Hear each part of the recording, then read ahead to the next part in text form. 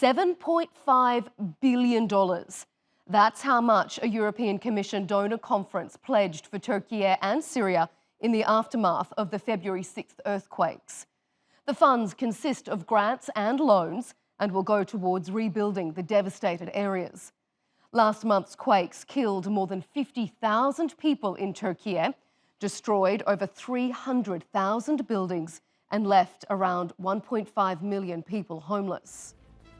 The Brussels conference brought together hundreds of countries, international organisations and financial institutions. They've pledged to help rebuild homes, hospitals and schools. The UN Development Programme estimates the total financial burden for Turkiye is $103 billion. Turkish President Recep Tayyip Erdogan addressed the conference and said the government would rebuild 319,000 homes within 1 year. Some 3 million people are estimated to have fled their homes following last month's disasters. For a deeper look at the impact of the EU donor conference, we're joined from Brussels by Samuel Döveri-Vesterbaye. He's the Managing Director of the European Neighbourhood Council, and from Ankara, Garay Sadık. He's the Director of European Studies Centre at the Ankara Yildirim Beyazıt University.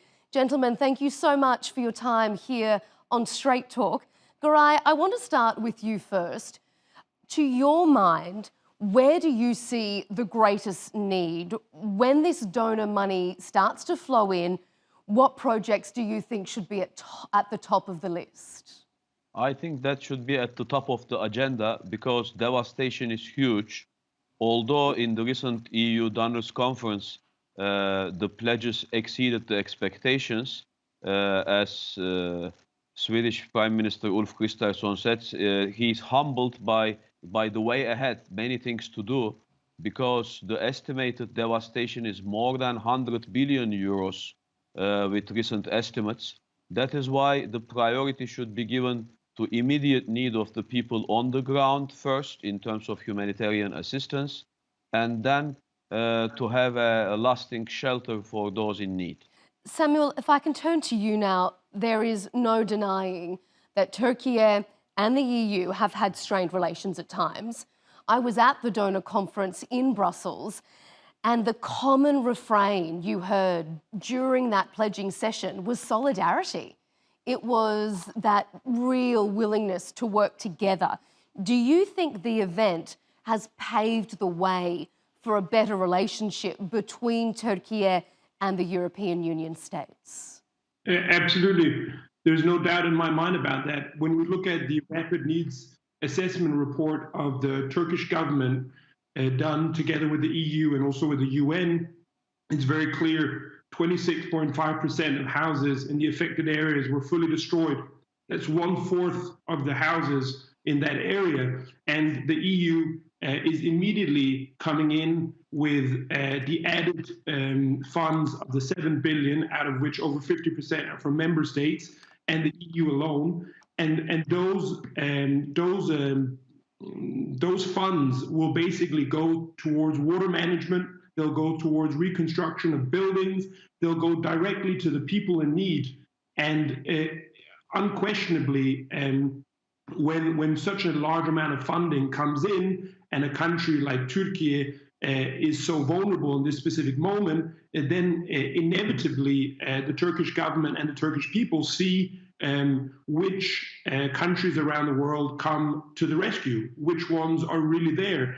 And when you look at those 7 billion euros which have been pledged and will be given in housing and also in sanitary care and in infrastructure and schooling and hospitals and so forth, and also, of course, in loans to also recreate business and SMEs, it's clear again that the EU has stepped up its game and has shown that it is the most reliable partner for Turkey compared to many other places around the world.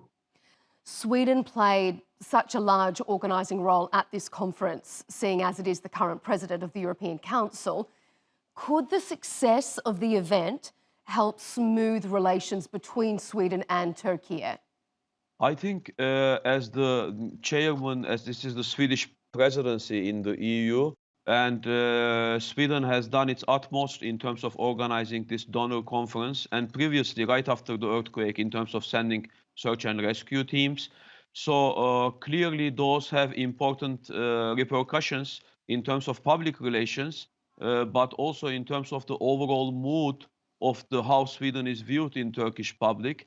And if there is any potential contribution, that is likely to be for the better relations between the two countries, and that may have certain effects for the Swedish application for NATO. Although that same question, when asked to Swedish authorities, they clearly said those are two different issues, essentially.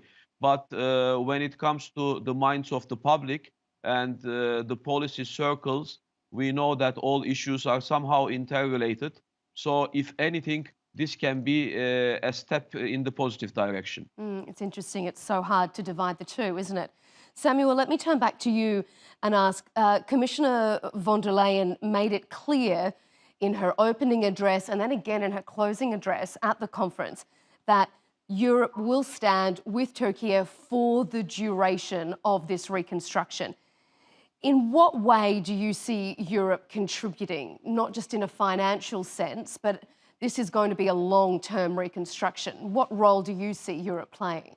I think in order to answer this question, one has to answer it in a holistic fashion, and I will try to do that briefly.